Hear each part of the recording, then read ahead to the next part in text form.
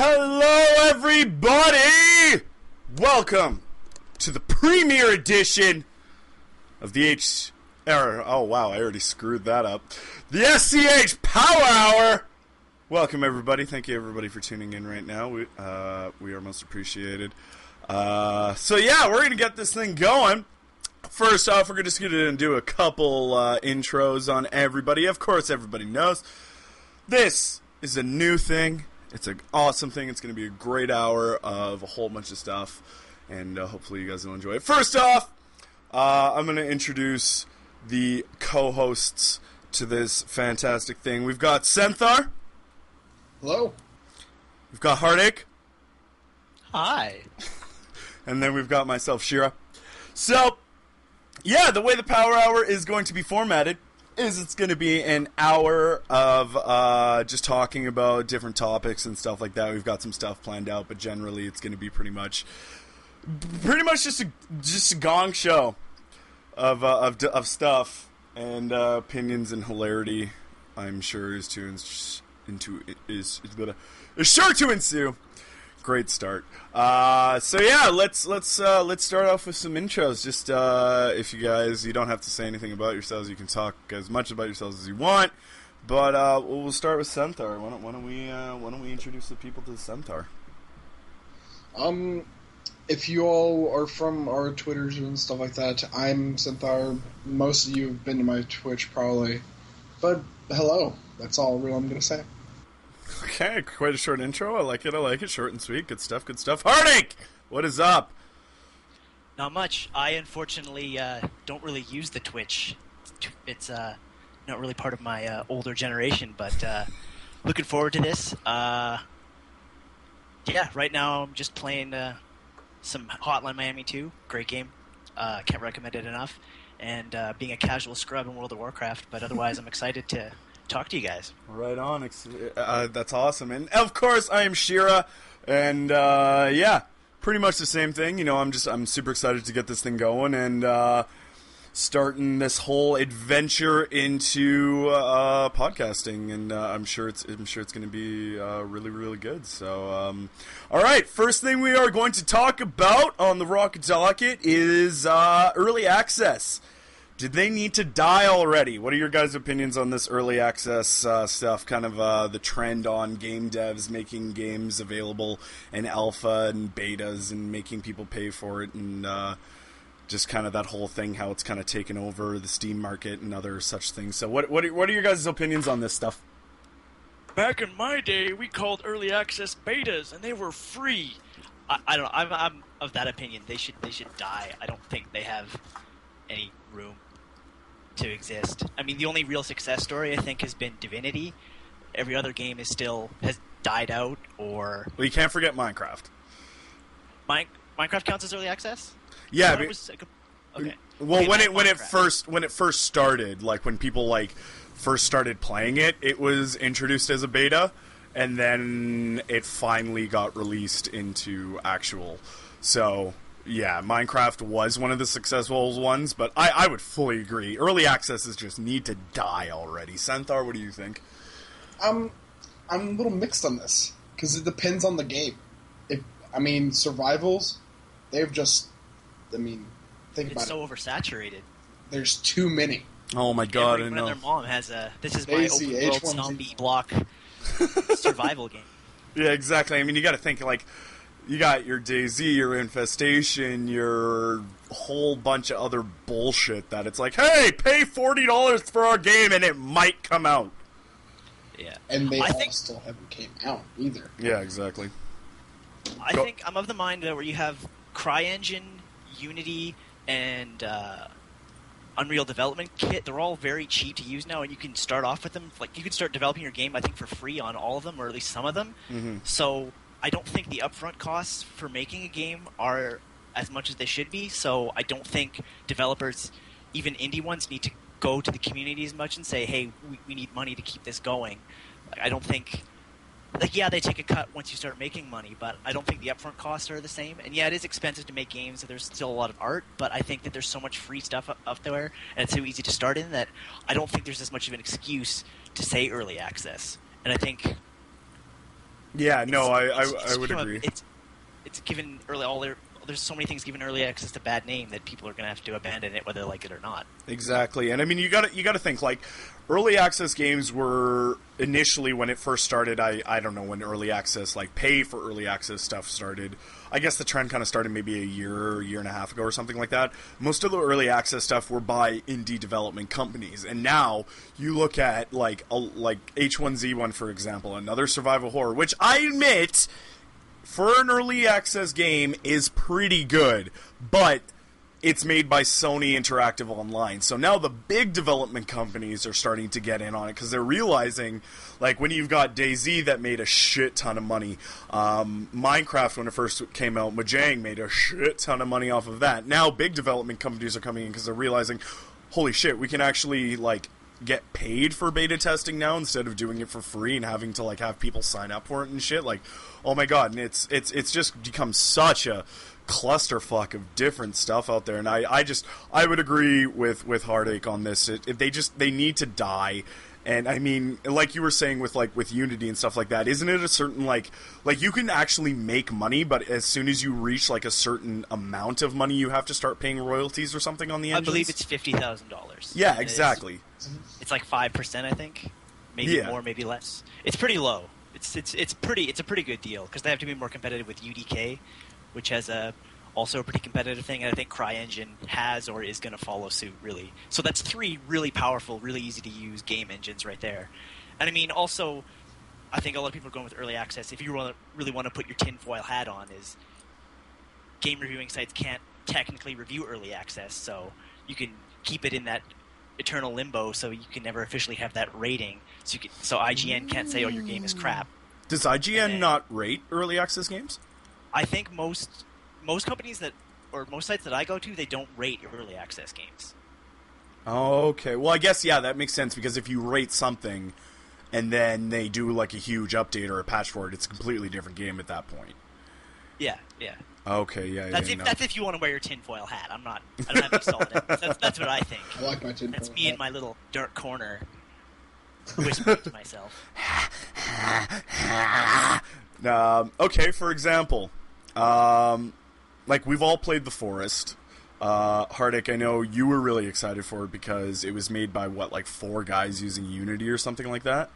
Yeah, like, the main reason I bought it is because I was trying to learn Unity at the time, and I was excited to see what could be done with it, and I am really impressed with what they did with it in terms of, like, graphics and gameplay, but every time I log into it every few months, and every time it's like, oh, we added this, but 5 other things are broken now, so it seems to be in this eternal development hell that it's probably never going to come out of. So I do regret buying it, but I think it's cool what they managed to do in Unity. Yeah, no, and it kind of seems that way as well. Like, at least I know when I play DayZ, they always list these things. Oh, we've added this, we've added this, we've added this, but nothing about the core game mechanics that are broken has been taken care of, which I think is a huge issue with a lot of early access games. Like, people are so demanding, like, oh, it needs this and it needs this and you need to add this, so they're trying to keep up with that, but they're completely ignoring some of the mechanics that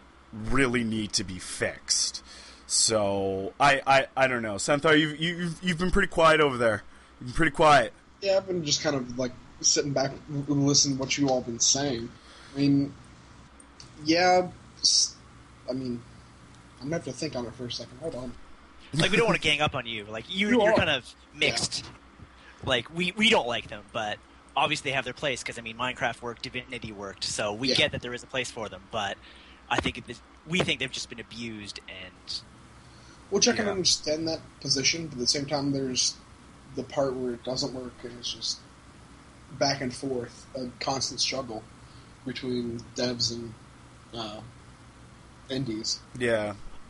I think it's going to fall onto gamers to stop getting so excited and boarding the hype train, and just, like, looking at, like, okay, before I support this game, like, are these developers proven? Like, is this just Bob from accounting making his first game, or is this some guy who worked on a bunch of AAA games and is striking out in his own and really believes in this? So... Yeah, it's true. It's actually kind of funny you said that. I saw an ad on YouTube before a video, and it was like this thing. It was called like Block Builder or something like that. It's this game development thing. It's like you can make a game in like 2 weeks and publish it, and it's like this is not what we need. We need game developers and people to actually go back to what gaming used to be and actually make good games, instead of just being like, oh, I'll make an alpha, see how it goes, and if it flops, then I don't have to finish the game. So, Understandable. yeah. I don't know.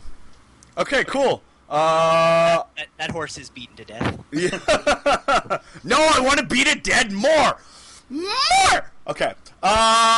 Next topic. VR. Do you think this is the future of tech? Centaur, we'll start with you. What is your opinion on virtual reality? I think it's a good step in like a new direction, if anything. I mean, we've had VR for decades. Am I right saying that? Virtual Boy! Nintendo! Yeah. But I feel like we haven't gone any further. If you understand what I'm trying to say there. Yeah, no. It's like, yeah, Still VR just a is small little mask that we're looking through. Nothing like using your hands or anything like that, and less equipment we need. That's what I want to see. Yeah, like there's so much VR coming out right now. Like Google's got one in development. I think somebody bought what was that one called? The big Oculus Rift. Somebody bought that. Facebook bought that. It was like Farmville and Glorious 360. Oh, snap! Oh, my God. No, yeah, and then Microsoft's HoloLens. I think Apple's starting to develop one. Steam's got one in development with HTC. So it's definitely an emerging technology, that's for sure. I mean, people are spending billions of dollars to develop this, because I think at this point, like you said, Centaur, VR's been around forever, but it was like, I think now we're just starting to get like computers that are small enough but powerful enough to be put into headsets and actually power like really cool potential VR headsets. Like, I mean, for me personally, I'm not so excited about the gaming side of VR. I'm more excited like what Microsoft is doing with the HoloLens, like being able to like have a full, like you put this headset on and you can, it gives you like a full 360 view of your room or of your house that you're sitting in, and you can put apps on the wall and stuff like that. And if you want to watch a YouTube video, you can like adjust the size, put it on your wall, and make it look like it's like an 80-inch TV, and it's going to be 1080p, which is really cool. The only thing that I'm a little bit worried about with VR as a whole is nobody's really released anything on battery life, so that I'm kind of a little bit worried about. Heartache, what's your whole opinion on the VR thing? I see VR as a very niche product. Okay. Like, I think that even when the technology is perfected, you're only going to see a small section of even gamers go for it. I think just because it's like a lot of people can't even play FPS games without getting dizzy, so I can't see a lot of people really adapting to VR. Like, I see it being too disorienting or too removing people from the real world. I think it's going to be a really strong niche market, and there's going to be some really cool stuff. But I think, like this, what's that name of the VR park in Utah? Oh, the Void. I don't think that's going to do great because I think it's just too niche. I don't think a lot of people are going to travel that far. I think families that do that, you're going to have like kids getting dizzy too fast, and it's going to be too disorienting. So I think if it ever becomes mainstream, it's going to be a long time, even if the technology becomes perfect. If we have like 8-hour battery life, super lightweight sets, and we get like software support for it. So, I mean, I'd love to see it. I'd love to see all sorts of cool gadget stuff. Don't get me wrong. I'm not bad-mouthing it for just cause. I just think it's not something that's going to really take hold. I mean, the Google Glass is kind of being ridiculed as a bit of a flop. So I think that they're already found the trying limit of the general public. Yeah, they're already trying to develop the version 2 of it, and it hasn't even officially been released yet. I actually haven't heard anything about this. Yeah. Google, like Hardik was saying, there's been a whole bunch of like negative criticism towards Google Glass, and they're already developing the Google Glass V2, and Google Glass was still in its beta development. They're pretty much starting from scratch and rebuilding it. Sucks to be you if you paid $1,500 for a dev kit. Oh my god, I know, right? Just kind of going back to the Void thing, I think the Void, personally, it's a really, really cool idea, but it's something somebody's going to do once. I don't think they will have a lot of return people unless, like Hardik said, they're going to be the niche people that A, don't get affected by the motion sickness, and B, are willing to actually... Because I imagine it's going to be disgustingly expensive for the first little while, because they're doing full motion suits and stuff like that. Like, the headset's tracking everything. So I imagine it's going to be pretty expensive for the first little bit, but I think it's going to be, like, for their first year, it'll be huge, and then it will just die down. And then they'll have to do something new to try and pick up the slack. Actually, I could see it succeeding if they get, like, some major licensing tie-in. Can you imagine, like, if they did, like, a version of Halo or Assassin's Creed Unity, if they get a name brand, like, beside it? Yeah. I mean, that would be expensive as hell. I think... But if you could have people, like, say, like, oh, you can play Halo. Sorry, Santha, what were you saying? No, I was thinking, like, if they do, like, what you're saying, go with the Halo, that would be perfect for them, like, franchise around the world or something like that. If it works out to the T on everything they're trying to work out, issue-wise. Yeah, because I was watching that video and I was like, this is great, but I mean, you need a name brand. Like, if you can say, like, oh, you can play Skyrim or you can play Halo, something that, like, most of the public knows, then I think you'll get more of a draw and maybe more repeat customers. Mm-hmm. No, yeah, like, when you said Assassin's Creed, thinking about it now, if I could be, like, Ezio from Assassin's Creed 2 in VR and actually, like, do stuff in Assassin's Creed, but make it, like, myself moving around and stuff, that shit would be awesome. But... Except for all the DLC notices. and then the Uplay interrupts. Yeah, exactly. But the thing you can think about, though, I mean, kind of a little spoiler, if you haven't played any Assassin's Creed, isn't he basically in, technically, a VR? Whoa, that's meta. That's some meta right there. VR of a dude who's in VR. Oh my god. Oh man. No, it's kind of interesting because also, like, I mean, obviously the Void video that's kind of gotten a lot of hype and publicity lately is a CGI video. God knows what it's actually going to look like when it's implemented. I mean, of course it's going to look amazing in a video. If they actually make it look the way the video looked, then holy shit, that is going to be unbelievably amazing. But I mean, I don't know. It's interesting. I'm kind of in the mindset of both of you guys. I mean, it's definitely, I think, an interesting step. It's definitely at that point where VR is at a point where it can actually become a viable thing. Whether or not it becomes super popular and becomes the norm, time remains to be seen. It's still a super new technology. Yeah, no, it's definitely an exciting thing, and I'm curious to see where it's going to go from here. I'm really excited for Microsoft's thing. That's just me, being a Microsoft fanboy, but... I'm a loser. Better than being an Apple fanboy. Oh! I went there! Shots fired. Shots fired. Alright, guys, what's a game... Next topic. What's a game that you find to be underrated that you want people to know more about? Hardik, go! Hotline Miami 1 and 2. Okay.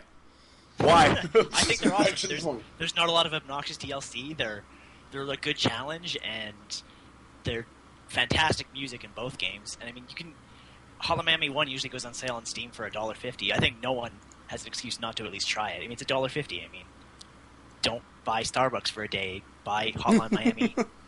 Dude, you can buy, like, if you don't buy a single Starbucks in a day, you can, like, buy 4 copies of Hotline Miami. This is true. But what if my bottom bitch needs what if my bottom bitch needs her venti latte? Then I don't know what to say to that. You should respect your bottom bitches more than that. Do you know what I am saying? Yes, I know what you are saying. All right. Everybody, check out Hotline Miami 1 and 2 if you have not yet. Heartache puts his stamp of approval on it, and trust me, take it from somebody who has known the guy his entire life. This guy has extremely good taste in games, so if you haven't played it yet, I strongly recommend going out and checking it out. Senthar, underrated game you want people to know about. Insurgency. All right, tell us about it. Tell us about it. Tell us why people need to play it. Well, the reason why I chose Insurgency was mainly because it's a lower kind of scale game, more just straight on FPS based, and all like no HUD, nothing like that, and it's done in Source, and it looks better than Counter-Strike. Okay. And you know how I am with Counter-Strike, love it to death. Would play it every day. Pretty much. Do you still run faster with a knife in Counter-Strike? Yes. Yep. Awesome. Yep. Doug would be proud. Gotta put my Run Fast shirt on, man. Yeah, exactly. Sorry, you were saying? It has a good, like... I don't know what I'm trying to say here, but more like... At night, it has night vision to it that you actually see the trace arounds, everything, and you will possibly, like, get hurt more by not having night vision on. Plus, the flashlights affect you better. Plus, there's free DLC. Okay, as long as it's free. As long as it's free. This is their stand, and they say free DLC. Yeah. I hope that sticks out. Yeah, I was going to say that's what Payday 2 said when they started, and then they started charging for DLC, so... Hopefully they stay on that same path. That's true. And they really love their community. $15 for the game. Okay. They allow community-made maps, everything like that. And there's community game modes that they really support highly, as in, like, a zombie mode. Of course it's zombie mode, right? You can't have an FPS in today's day and age without zombies. Exactly. Take away your FPS license. But, I mean, all in all, it has a good feel to it. Who makes Insurgency? Is it an indie, or is it a... I think it might be an indie. Okay. Fair enough. I'm not certain on that, but I'm pretty sure it is an indie. New World Interactive. It's a place called New World Interactive. I've never heard of them. So yeah. Okay. It won Indie Game of the Year, so looks indie. It's pretty good. Cool. All right. If you guys haven't checked out Insurgency, Senthar stamp of approval. Do it. Now, my underrated game is we're going back in time a little bit, but you can still get it on Steam. I'm going to go with Final Fantasy VIII. Now, reason I picked this game is obviously everybody, I mean, Senthar, you're like the 1% who has never played a Final Fantasy game in their life. I played the MMO, but that's... Doesn't count. Doesn't count. Completely different game. But Final Fantasy VIII, everybody... I mean, well, most people who had a PlayStation played Final Fantasy VII, and personally, I'm not here to debate that it's not a good game. Final Fantasy VII was a good game. I enjoyed it, but it's disgustingly overrated. Then Final Fantasy VIII came out, and it's like the world exploded. Everybody hated that game because it wasn't Final Fantasy VII. Oh, what do you mean? There's no materia system anymore. I don't get this junction system. What is all this shit? No. Where's Sephiroth? Yeah, exactly. Where's the One-Winged Angel soundtrack? I mean, fuck off. Final Fantasy VIII is by far, I think, the most underrated Final Fantasy game that has ever been released. Mainly because, A, the characters are engaging.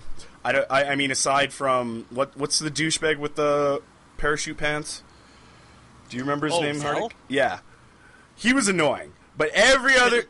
He was a little annoying. But, I mean, you've got Squall. I mean, he was an awesome character. He was mysterious. You didn't know much about him until you progressed through the story. Rinoa. Rinoa's hot. I would take Rinoa over Tifa any day. I don't know, you got to Selfie, man. Oh, I know you were totally... Selfie's adorable.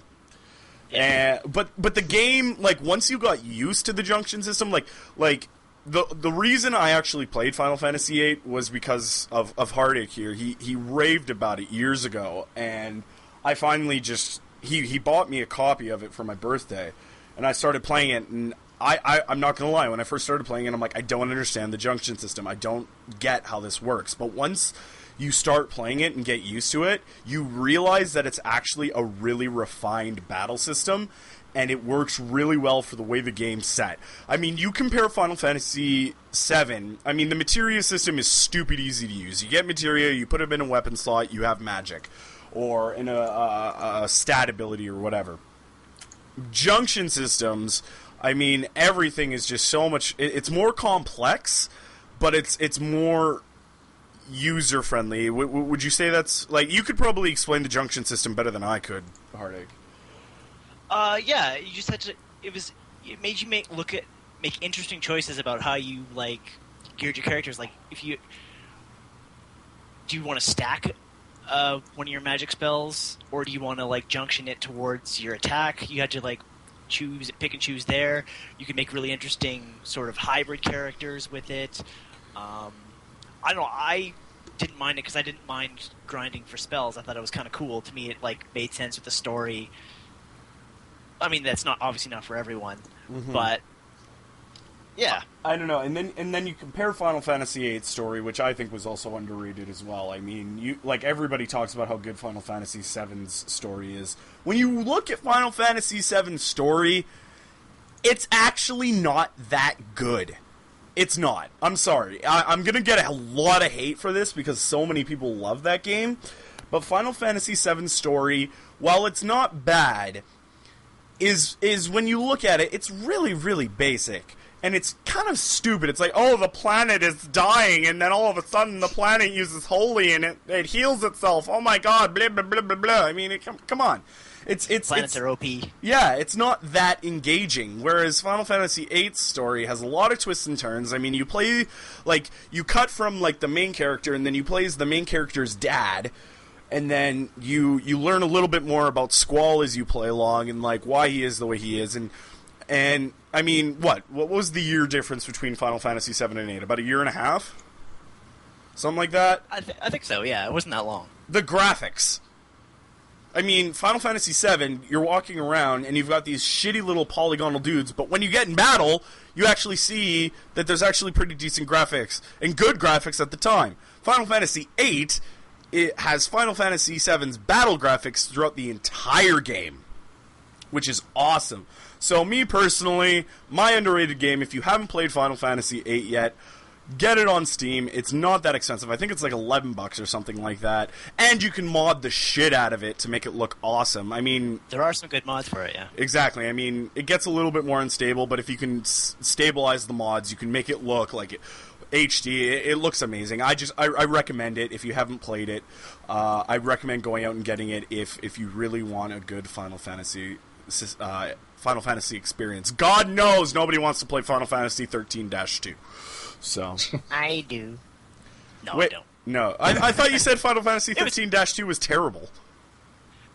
I couldn't get into it. 13 was okay. It had some good character, and it had Troy Baker voicing. So it did have Troy Baker. You gotta love Troy Baker. Yes. Do you know Troy Baker is Gul'dan in the Warlords of Draenor? Is he really? Really? He is. Centaur, do you know who Troy Baker is? He sounds familiar. He did the voice of Booker DeWitt in Bioshock Infinite. Yes. Joel from Last of Us. Yeah, and he's the new Joker in the new Joker. Yeah, he's the new Joker in the Arkham series. Wow. Yeah. So he's definitely one of my favorite voice actors. But that is off topic. Let us move on to the next topic. A game you are super excited about coming out in 2015. I'm going to start this one, if that's okay. That's fine. I know it's ridiculous. It's going to be stupid. But I'm really excited for Battlefront. I am really excited about Star Wars Battlefront. I've been waiting for Battlefront forever. Battlefront 2 was awesome. Battlefront 1 was a masterpiece. I love the Battlefront games. You get Battlefield playstyle in the Star Wars universe, and looking at the trailers for Battlefront, I mean there hasn't been a lot released for it, and I mean it's not due out until November of this year, but as long as EA doesn't EA it, I think it's going to be absolutely amazing. I am so excited for it. I can't wait. I can't wait. That's I'm splooging everywhere. Splooging everywhere for some Star Wars stuff going on. So that's my excited. That's a game I'm super excited for. Heartache, what game are you super excited for coming out this year? It hasn't really been announced yet, but I assume it's coming this year or soon. But I want the next few chapters of DLC for Dragon Age Inquisition. I thought Inquisition really surprised the hell out of me because I didn't like Dragon Age 2. Dragon Age 1 was just okay for me, and I kind of bought it on a whim. And I was worried that EA was going to EA all over it, but it didn't have really intrusive DLC this time. Great story, great voice acting, pretty good gameplay. I was pretty hooked for a couple months, and there's a bit of a cliffhanger in the end of the story. I haven't played the latest DLC yet, but I know it doesn't solve the main story yet, but I'm hoping that there's more chapters soon, and we'll get to figure out, basically wrap up the storyline of the first one. So you're saying with Dragon Age Inquisition, BioWare kind of redeemed themselves from the tragedy that was the Old Republic? The Old Republic, I played a little of it, and it seemed good. I don't think it was a very good MMO, which is why it kind of fell off. But I think it was a fine game. I think people were more disappointed in Mass Effect 3, because that's their thing. I mean, you can forgive them for not doing well at an MMO, because I think an MMO is really hard to make, and I think it's too niche to really succeed in a way that WoW had at one point. Yeah. But that's just my opinion. So I think you can't really hold Tor against them, because it's a fine game. What I played anyway. I didn't play very far into it. But I think Mass Effect was more disappointing. I think Dragon Age 2 was more disappointing, but they really came together, and Inquisition was great. Awesome. So the next chapters of the DLC for Inquisition, right on. And I don't like DLC usually, so that's true. That's true. Yeah, that is true. That is true. Well, I've never been one for DLC, but I was quite impressed with BioShock Infinite's DLC, The Burial at Sea. Did you ever play those? No, I haven't. I keep forgetting about them. I did. Yeah, I loved them. They were so good. Well, you were never really a huge fan of BioShock, though, weren't you, Heartache? I tried to play the first one and just couldn't really get into it. I loved Infinite, though. Loved the hell out of Infinite. Infinite was really good. The only reason I played BioShock 1 was because I was so impressed with Infinite. And I think, because there's two parts to BioShock Infinite's Burial at Sea DLC. The only thing was that I wish I would have played BioShock 1 to the end and then played Burial at Sea DLC. I'm not going to spoil anything in case you do ever want to go back to it, but the whole point of Burial at Sea is tying in Infinite to BioShock 1. Really? Yeah. Well, I guess I gotta go reload that. Yeah, BioShock 1, it is a much different game than Infinite, but it is still kind of the same. It's not a bad game. If you can get through it and play through the story's pretty interesting. Once you get to the very end, I'm not going to spoil anything, but the ending is pretty mind-blowing as far as like games are concerned.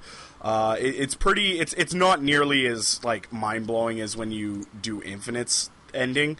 But it is pretty like, oh my god, this all makes sense now kind of a thing. Like it's really well crafted. So I mean, I couldn't get into BioShock 1 when I first played it, but I gave it a second chance after I played through Infinite, and I was pretty impressed with it. So if you do ever plan on playing the DLC for Infinite, I would recommend doing BioShock 1 and then doing Burial at Sea, just because it makes Infinite's ending much more intense, which I didn't think was possible. If anybody knows the ending to Infinite, it's intense as it is, and then it ties into BioShock 1 really, really well, and it's really cool how they kind of put a nice bow on the entire BioShock 1 leading into Infinite's storyline. So anyway, sorry, totally went on a tangent. Senthar, what game are you super excited for 2015? I think I know what it is, but let me hear what you guess. Let me hear what you guess first. One is kind of a joke because it's never coming out, and that's The Division. Delay for years upon years. As much as I want that game to come out, it's never going to come out, unfortunately. I was going to say Siege, but now that I'm thinking about it, I think there might be something else you might be more excited for. I know you were, like, when you first saw the beta footage for Siege, you were pretty stoked on it. I was. But, yeah, go ahead. Do your thing. What game are you super excited for 2015? This is actually going to hit you out of left field. All right. Batman Arkham Knight. All right. Hey, that's not that left field, dude. The Arkham series is blown up right now. Why are you stoked for it? I mean, just the look of it, mainly. All right. It has a nice new look, plus you get the Batmobile. It looks like you get to drive the Batmobile. Batmobile! Is it the Batmobile from, like, the early 90s cartoon? All, like, long and... I'm thinking it's more of the Tumbler? Yeah. That's fine, too. That's fine. It's fine, but at the same time, I understand where you're coming from, where you want that whole long car going through town. $20 says in the first 2 days somebody's going to mod the shit out of it so you can have it. Oh, yeah. Yes. That's very expected. Wait, are we talking, like, the cartoon 90s one, or are we talking, like, the one The from... cartoon 90s one. Okay, good. That's the one I grew up on. I remember watching it as a kid. You had a toy of that, didn't you? I had a toy of that. I wish I still had it. Oh my god, that thing was huge, too. That was, like, a good, like... It was a big... 14 inches long. Like, it was That was a sizable hunk of plastic. Yeah, it was, and it was big and black. Wow. I will have to... 14 inches of big black plastic. But it's coming out for, like, PC, PS4, Xbox One. It's not... We're finally seeing they're abandoning the old systems. It's happening. Yeah. It's happening, guys. I mean, I'm sad to see it go, but... It's time. It's time. It's new. Well, that's the thing. Like, I mean, kind of going off on another tangent here. I mean, think about it. How long in the previous history of when new consoles have come out, how long after has the previous console made games? Like 6 months, maybe? Actually, up until like a year ago, they were still making PS2 games. Well, I know that. I think FIFA 14 or FIFA 13 came out for PS2. 14, yeah. FIFA 14 was the last game to ever come out for PS2. But, like, I'm talking, like... Mainstream, yeah. No, yeah, like... Yeah. They didn't make N64 games 3 years after the GameCube came out. They didn't make PlayStation 1 games 3 years after the PlayStation 2 came out. They didn't make Xbox original X... I don't even know what the fuck you call it anymore. Original Xbox? Xbox Zero. Xbox Zero? I mean, that's what it is, isn't it, technically? Yeah, I think they're just calling it the original Xbox. I don't know.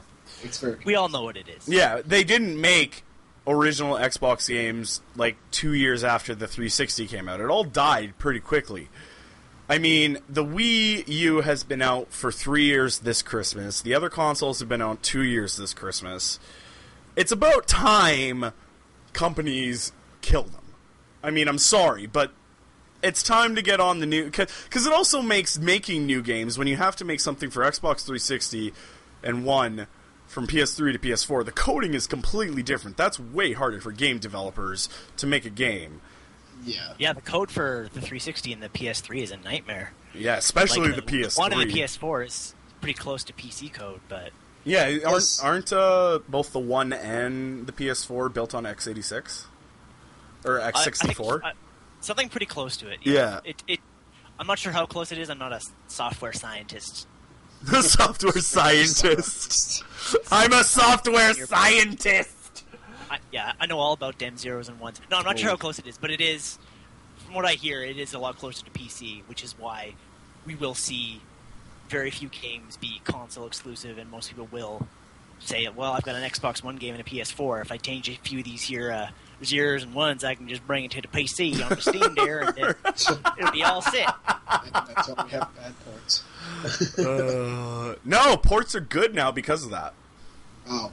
If there is a dedicated Xbox One and PS4 game that they want to port to PC, it is extremely easy to do. The reason ports were so bad was because the coding for the 360 and the PS3 was so nightmarish and so different from PC. That's why ports were awful. Oh, okay. Okay, so Arkham Knight, you stoked on it. Have you played the other Arkham games, like the I played, Asylum and City? Which one was it? Arkham City? Okay, was that and the one that... And Asylum. Oh, okay, so you just haven't played the first... no, you didn't play... There are 4, right? Including Arkham Knight. I think there was 3. Well, there's Asylum, City, and then there was another one that came out that featured Slade. Was there like a prequel Origins? one? Yeah. Yeah, Origins, yeah. Origins, Yes. City, and Asylum. Yeah. And now Night. Okay, and you didn't play Origins? I didn't play Origins. Okay. I do have to admit, when Origins... You still have time to play Origins. I do. This is true. I can't wait till this game is out, though. 7 characters you can play as. Who are the other 6? Halle Berry, Catman. Robin Hood as I guess Nightwing. Okay. Batgirl, Harley Quinn, Red Hood. Ooh, Harley Quinn. Yeah, that'll be fun. Where do you get to play as Bane? Where you get to play as Bane? You think the darkness is your friend? Let's all do bad Bane impressions. Stop listening. In all fairness, Santhar's Bane impression is actually pretty decent, but I think it's more the microphone. I think it's more that I'm kind of a little bit sick. You fuck. Alright, so I'm excited for Battlefront. Hardix excited for the next chapter of the Inquisition story. And Santhar is excited for Arkham Knight. Good stuff, good stuff. Alright, next topic. With the development of Steam boxes and hardware being produced, do you agree or disagree with the direction Valve is going? Hardik, we'll start with you. I love the Steam boxes. I love tiny computers. I have a sick fetish for tiny computers. Well, I knew that. Stuffing high-end hardware into smaller and smaller spaces. I love it. But I think that we're not going to see Steam OS for a long time, and I think when we do, it's going to be a huge headache because it's Linux-based, which is fine, but Linux doesn't play well with a lot of drivers. It's more work than people are used to putting into for their gaming PCs, and gaming PCs are already a little bit more work than your standard console. So we'll have to see. I hope it succeeds because competition is always a good thing. Mm-hmm. But I'm just excited for more Steam boxes. Like, more tiny computers, bring them on. Love them. Now, with that being said, when you say Steam boxes, like, you're more excited just for people developing really awesome gaming systems in tiny, small, portable packages. The hardware. Yeah. Okay. I mean, I think they're technically called Steam boxes, even without Steam. Because, I mean, a bunch of companies had tiny computers that they were going to label as Steam boxes, but then Steam OS was delayed, so they just released them anyway. So they're unofficially Steam boxes, to me anyway. They're just being loaded with Windows. Yeah, they've just got Windows 8. Okay. And you're going to have Windows 8 or Windows 10 on your Steam box anyway, because even Valve is saying, like, yeah, when Steam OS comes out, it's not going to replace Windows. Sorry. We're not going to have the same even like web browsing capability on it. So unfortunately, you're not going to be able to bail on Windows quite yet. Nah, fair enough. Especially I've seen some tests for DirectX 12 that are really impressive, and we're probably not going to see DirectX 12 support on any Linux-based operating system for a while, if ever. Fair enough. Senthar, what do you think, buddy? I'm a little, like, middle, same as before. They partnered with... Make a fucking decision! Valve partnership with Alienware for these Steam machines. I've had problems with Alienware before, and nobody should ever buy Alienware. Alienware, if you're interested in sponsoring this podcast, I'm just going to say this right now. I may forgive you, but it's going to take a lot. Anyways, continue. But it's not only that, but the controllers. Have you seen some of the ideas for the controllers? Well, they have a finalized idea for the controller, don't they? Yeah, like the flat analog sticks. Yeah, like the trackpad and analog sticks. That theoretically could be pretty good, because you could get something close to a mouse, but on your couch. I'm pretty excited for that. But again, I'm not going to immediately blow $80 on one. Because, I mean, in theory, it's a great idea. I mean, I'd love to have, like, mouse-level controls just on my couch without having to have, like, a mouse pad and a keyboard everywhere. So I like what they're trying to do. But, yeah, I'm with you. I'm kind of like, let's see when it comes out. I feel like it's, like, catering more towards the console players than the PC people, though. Yeah, I think that's definitely true. But at the same time, if they could even come close to mouse level accuracy, I think that's a good thing. I mean, nothing's stopping you from still using your mouse and keyboard. I mean, it's not going to be like, no, you can only use your Steam controller. No mouse, no keyboard. We're not going to see that. Gabe Nazi? I mean, yes, there's not going to be some Game Nazi. You can use your Xbox One controller, use your Steam controller. I really doubt we're going to have to worry about that. I think the more options, the better. Competition is always a good thing. Yes. All right, Santhar. That's really all I had to say on it, because, All right. I mean, other than the price of it, because up to $1,000, $500, that's all I'm really seeing for them. Yeah. If you wait till they go on $500. sale, I've seen some pretty good deals for Steam boxes. Yeah, Like, if you go outside of Alienware, I mean, Alienware is Actually- overpriced. Well, I'm not even looking at that one. I'm looking like, here's Origin one, $899. Well, Origin is just Alienware 2.0. Like, Yeah. the guys who sold Alienware out to Dell, they went and made Origin. So. Asus, $699. Alienware's got the lowest. Alienware actually had their Alpha on sale for $300 USD, and it had an i3 and an 860M, which is not amazing, but I mean, for $300, that's pretty fantastic. You're not going to be able to touch that with Yeah, your even an desktop. 860M. I mean, my MSI laptop has an 860M. Mind you, it's got a i7 and 8 gigs of RAM and a terabyte of hard drive space, and it's a 15-inch laptop. But that was $1,300. Yeah. So if you could get an 860, and the 860M alone is worth the $300. Yeah. I mean, so it's- I think if you, Sorry, go if you ahead. do some price shopping, I think they become more competitive. Yeah. But Yeah. I understand that, yeah. Yeah. But are we going to be able to upgrade it ourselves? you can upgrade the RAM and the hard drive and the processor to certain low TDP / power usage procs, but the video card is soldered in. Yeah. Really? Yeah. Yeah. It's the same kind But of I mean- thing. Even actually, I'm surprised. I didn't know you could upgrade the processor. That's actually pretty surprising. I thought it was kind of like the laptop. The only things you could upgrade would be the RAM and the hard drive. The fact that you can change the processor out is pretty cool. Actually, even most laptops you can change the processor in as long as it's supported by the BIOS. Yeah, I guess It's not a good idea, and it's really expensive because Yeah.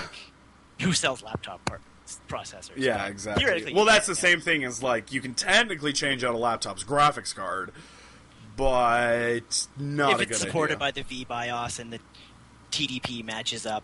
Yeah, it's possible, but really, it's just not a good idea. Yeah, exactly. And it's chances never, are ever worth it. Yeah, chances are the reason you want to upgrade your laptop's video card is because your laptop is 2 or 3 years old. In order to find a video card that's going to work in your laptop, might as well just spend that money on a new laptop, because the new laptop, for the cost of the video card in your old one, is probably going to have a graphics card that is better than that one anyways. Yeah. So, The more you know. Exactly. La la la. Okay, I'm just gonna give my quick 2 cents on this. Being somebody who, I mean, I love mini computers as well. Heartache, you got me into that. I think they're awesome. They're great for portability. They're fun as hell to build. I'm gonna kind of, like you guys talked about the hardware side of it, I'm gonna kind of switch gears and change gears here.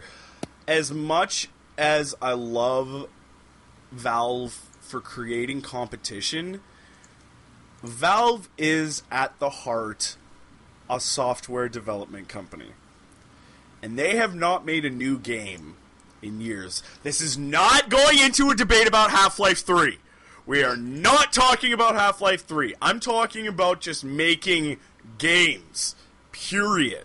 Like, there hasn't been a new Left 4 Dead in a long time. There hasn't been a new Team Fortress in a long time. They have not made a new IP in years. Valve just goes, hey, look, that's pretty cool. We're going to buy it off of you. Why make games when you can make money? That's actually such a wise and smart thing to say. When you really think about it, that is pretty much Valve's business strategy right now.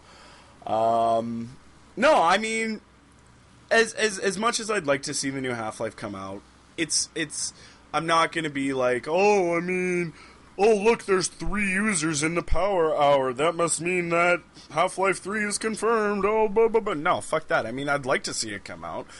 It probably will come out at some point, but I don't know. I would like to see Valve focus less on Steam and either make a new, like, Left 4 Dead or a new Half-Life or come up with a new IP. Because I have yet to play an actually bad Valve game. I haven't. Like, I mean, there are some that are better than others, but a truly, like, bad, like, a game made by Valve that I've jumped into and said, I don't like this game, I will not play it, I've never done that. I've always been like, this game is actually really good. I mean, technically Portal isn't a Valve game. It was developed by a college team for a project. Valve loved the idea, bought it out, but they made Portal 2.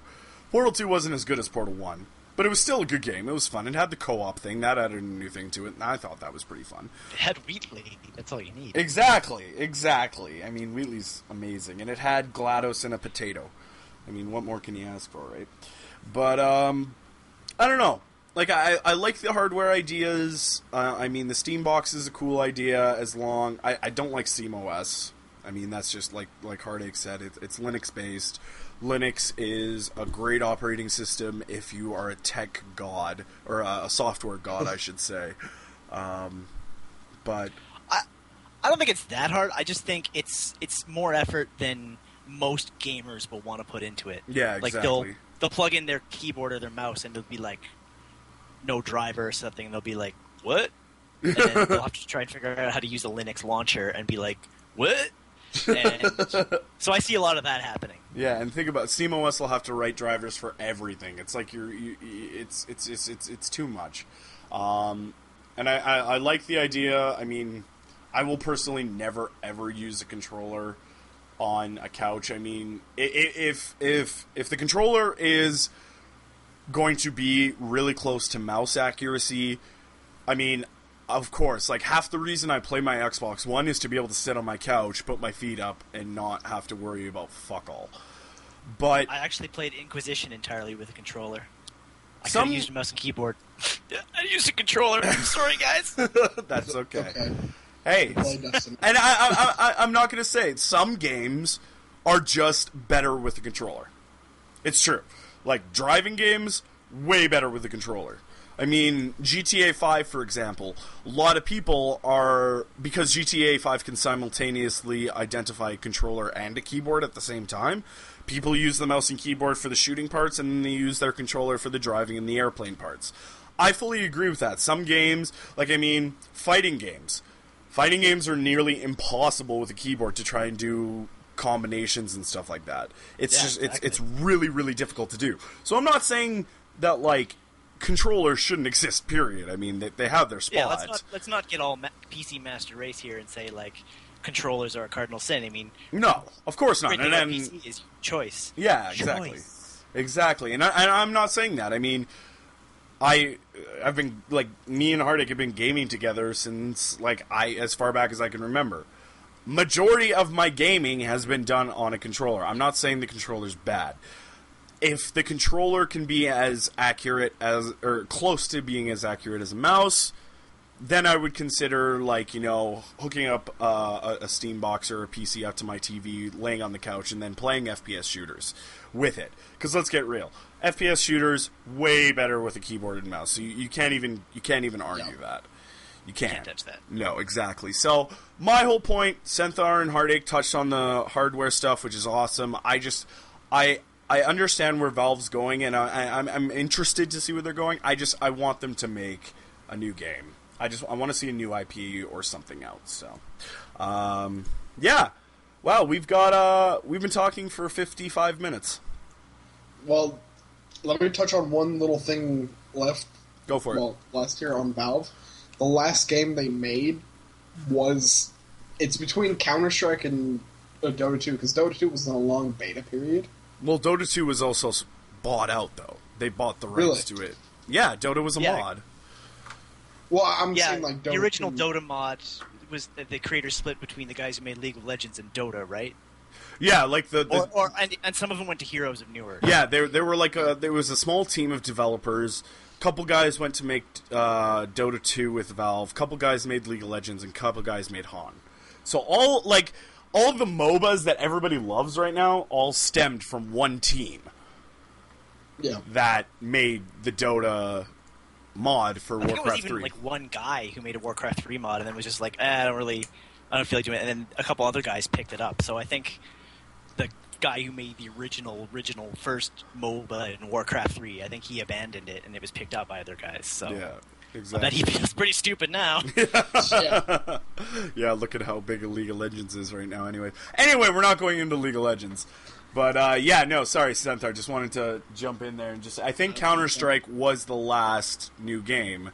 Yeah, it came out in, like, 2012? I want to say, yeah, August 21st, 2012. And that's not even technically a new IP. Yeah. Yeah. That's basically just rewrite it. Yeah, exactly. And that, yeah, exactly, like a new IP, like, you gotta think the original Counter-Strike came out in, like, 95? When did Half-Life 1 come out? Because it was around that time. Oh, God. Half-Life 1, 98. Okay, so 1998, 99 was when Counter-Strike first came out.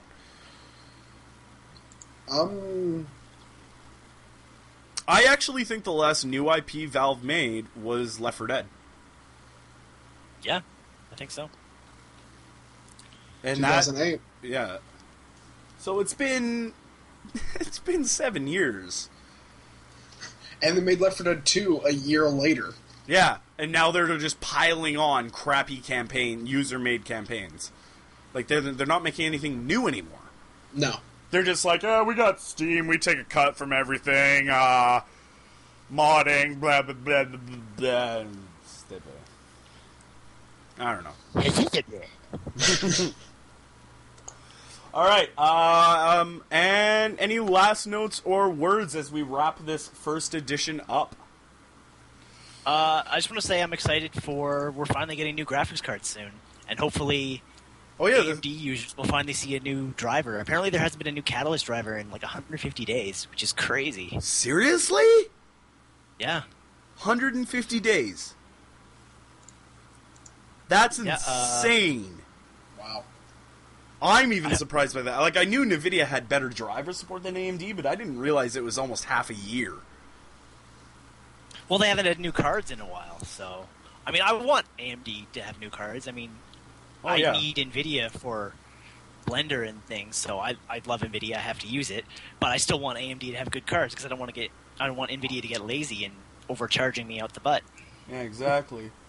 Well, that goes back to like the whole Intel AMD thing. Intel started making good processors again when the Athlon X64 came out. Yep. That processor was a beast back in the day. Competition is good. I know. Yeah, like the new AMD GPU is being teased as the 390X or something like that? Yeah, there's some early leaks saying it's almost as powerful as a Titan X or something, but yeah, I've heard that. Early leaks are always exaggerated, so... Mm-hmm. But regardless, it's new AMD cards, so hopefully they'll keep NVIDIA on their toes either way. The 900 series hasn't been out long enough. They'll probably come out next year. The new cards. Oh, and NVIDIA is also teasing a 980 Ti. Oh, of course. Of course. Yeah. They did that with the 780 as well. They always wait for AMD's counter, and then they release their faster GPU. Yeah. So. Which is fair. Smart business. If you have the upper hand, wait to play it. Yeah, exactly. Anything else, Arctic? Play Hotline Miami. All right. Play Hotline Miami. Do it. Senthar, last words. Thank you all for listening to this amazing podcast. Yeah, I think this went pretty well. We didn't have any dead spots. I think the chemistry is pretty good. I don't hate the two of you, so...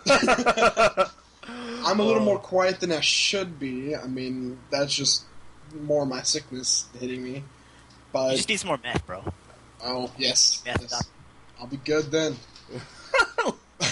Don't do meth, kids. Drugs are bad, okay. Drugs bad. Okay.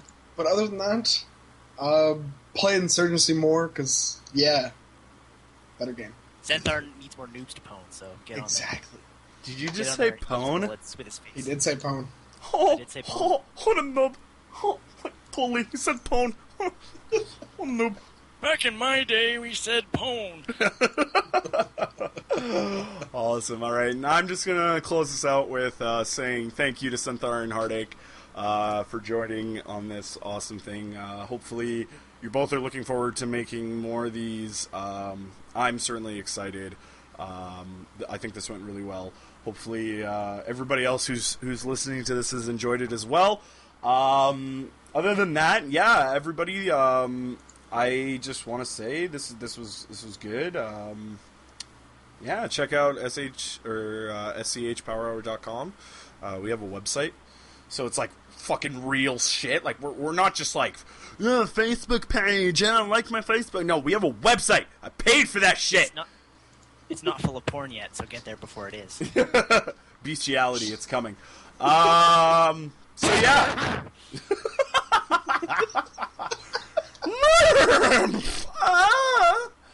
Oh god. Okay, I think it's time we wrap this up. So yeah, I'm Shierra. I'm Xanthar. I'm Heartache. Thank you everybody for tuning in. Much appreciated. Have a good one. We will see you next time on the Power Hour.